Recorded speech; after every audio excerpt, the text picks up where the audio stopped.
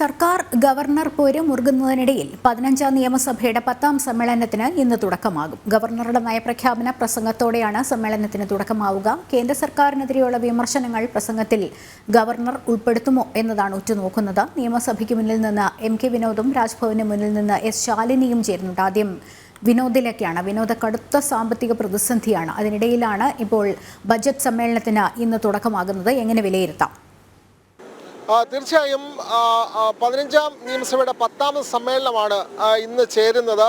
നമുക്കറിയാം ഇത് ബജറ്റ് സമ്മേളനമാണ്. അതുകൊണ്ട് തന്നെ ഗവർണറുടെ നയപ്രഖ്യാപനത്തോടു കൂടിയാണ് സമ്മേളനം ആരംഭിക്കുക. അതുകൊണ്ട് സ്വാഭാവികമായി തന്നെ സംസ്ഥാന ഗവർണർ ആരിഫ് മുഹമ്മദ് ഖാനും കേരള സർക്കാരും അവർ തമ്മിലുള്ള പോര് എല്ലാം വാർത്തകളിൽ നിറഞ്ഞതാണ്. അതുകൊണ്ട് തന്നെ ഇന്ന് ഗവർണർ നടത്തുന്ന നയപ്രഖ്യാപന പ്രസംഗം എന്തുകൊണ്ട് ശ്രദ്ധേയമാണ്. രാവിലെ 8:45 അദ്ദേഹം നിയമസഭാ കവാടത്തിലെത്തുക.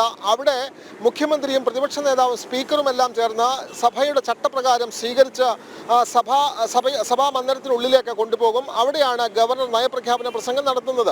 നമുക്കറിയാം ഗവർണർ നടത്തുന്ന നയപ്രഖ്യാപനം എന്ന് പറയുന്നത് സർക്കാർ നൽകുന്ന പ്രസംഗമാണ്. അവരുടെ നയമാണ് ഗവർണർ പ്രഖ്യാപിക്കുക. പക്ഷേ സ്വാഭാവികമായും പിണറായി സർക്കാർ കേന്ദ്രത്തിലെ BJP സർക്കാരിനെതിരെയുള്ള പരാമർശങ്ങൾ ഇത്തരം പ്രസംഗത്തിൽ ഉൾപ്പെടുത്തുക പതിവാണ്. അതുകൊണ്ട് ഗവർണർ ആ പ്രസംഗം സമ്പൂർണ്ണമായി വായിക്കുമോ എന്നുള്ളതാണ് രാഷ്ട്രീയ കേരളം വളരെ കൗതുകത്തോടു കൂടി കാത്തിരിക്കുന്ന ഒരു പ്രധാനപ്പെട്ട കാര്യം. സ്വാഭാവികമായും ഇത്തരം കാര്യങ്ങളിൽ വിമർശനമുയർത്തുന്ന ആളാണ് കേരള ഗവർണർ ആരിഫ് മുഹമ്മദ് ഖാൻ. അതുകൊണ്ട് അദ്ദേഹം ആദ്യം ഈ നയപ്രഖ്യാപനം സ്വാഭാവികമായും അംഗീകരിച്ച് നൽകിയെങ്കിൽ പോലും ആ പ്രസംഗത്തിൽ കേന്ദ്ര സർക്കാരിനെ വിമർശിക്കുന്ന ഭാഗങ്ങൾ ഒഴിവാക്കപ്പെടുമോ എന്നുള്ളത് വളരെ ശ്രദ്ധേയമായ കാര്യമാണ്. അതുമാത്രമല്ല, ഗവർണർക്ക് ഉള്ള ഒരു അവകാശം എന്ന് പറയുന്നത് ഈ പ്രസംഗത്തിൽ എന്തെങ്കിലും അദ്ദേഹത്തിന് വിയോജനമുണ്ടെങ്കിൽ അത് രേഖാമൂലം സ്പീക്കർക്ക് എഴുതി നൽകാം എന്നൊരു ചട്ടമുണ്ട്. അങ്ങനെ ഗവർണർ സ്പീക്കർക്ക് ആ വിയോജന ഭാഗം എഴുതി നൽകിയാൽ ആ എഴുതി നൽകുന്ന ഭാഗം സ്പീക്കർ സഭയിൽ വായിക്കണം എന്നും ഒരു ചട്ടമുണ്ട്. അതുകൊണ്ട് തൻ്റെ അവകാശങ്ങളെല്ലാം കൃത്യമായി താൻ നിർവഹിക്കും എന്ന് എല്ലാ ഘട്ടത്തിലും ഉറക്കെ പറയുന്ന ഗവർണർ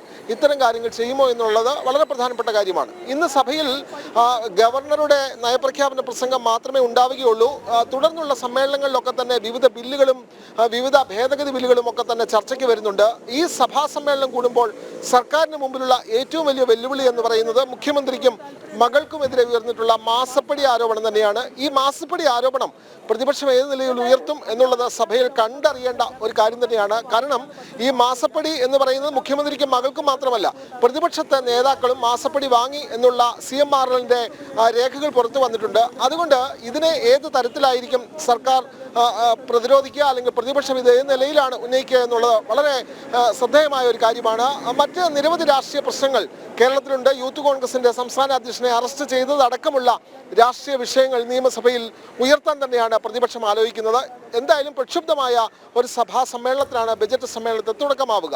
മറ്റൊരു പ്രധാനപ്പെട്ട കാര്യം, വളരെ കടുത്ത സാമ്പത്തിക പ്രതിസന്ധി നിലനിൽക്കുമ്പോഴാണ് സർക്കാർ ബജറ്റ് അവതരിപ്പിക്കുന്നത് എന്നുള്ളതാണ്. ഫെബ്രുവരി 5-നാണ് ധനമന്ത്രി KN ബാലഗോപാൽ പുതിയ ബജറ്റ് അവതരിപ്പിക്കുന്നത്. ലോക്സഭാ തെരഞ്ഞെടുപ്പ് പടിവാതിക്കൽ എത്തി നിൽക്കുന്നു. അതുകൊണ്ട് സ്വാഭാവികമായും ജനങ്ങളെ ബാധിക്കുന്ന വലിയ നികുതികളോ ഇത്തരത്തിലുള്ള വലിയ വിലക്കയറ്റങ്ങളോ ഒന്നും ഉണ്ടാകില്ല എന്നാണ് പൊതുവെ പ്രതീക്ഷിക്കുന്നത്. ലക്ഷ്മി. വിനോദ്.